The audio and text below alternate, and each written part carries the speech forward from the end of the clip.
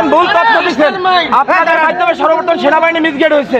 মানে ওই দিন পিলখানায় 57 জন সেনা অফিসার সেনাবাহিনী পিলখানায় হত্যাকাণ্ড ঘটনা, গুলজার আহমেদ বুলবুল শাকিলের মতন লোকজন ওই দিন সেনাবাহিনীতে হত্যাকাণ্ড ঘটনা, বিডিআর পিলখানার হত্যাকাণ্ড ঘটনা।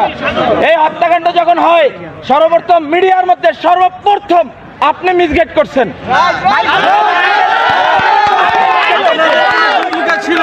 এই দেশে 52,000 রহস্য সদস্য, এর ভিতরে আপনি একজন। এই দেশকে আপনারা ভারতের অঙ্গরাজ্য বানাবার জন্য যা করাবার তাই করছেন।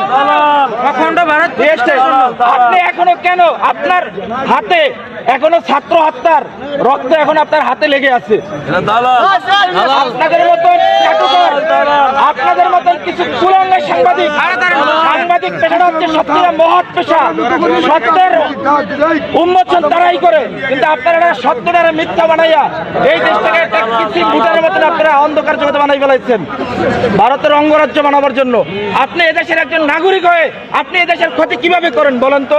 আমি কিভাবে ক্ষতি করলাম? ভাই, দেশটা তো আমার।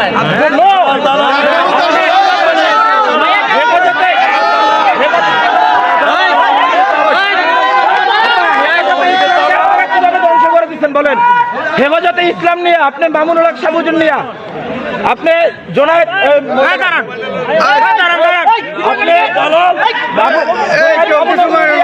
আপনি বলেন এই দেশে হেফাজতে ইসলাম নিয়ে মন্তব্যগুলো কি? আমরা আপনার সমস্ত এই দেশের আপনি কুলাঙ্গার ধ্বংস করছেন।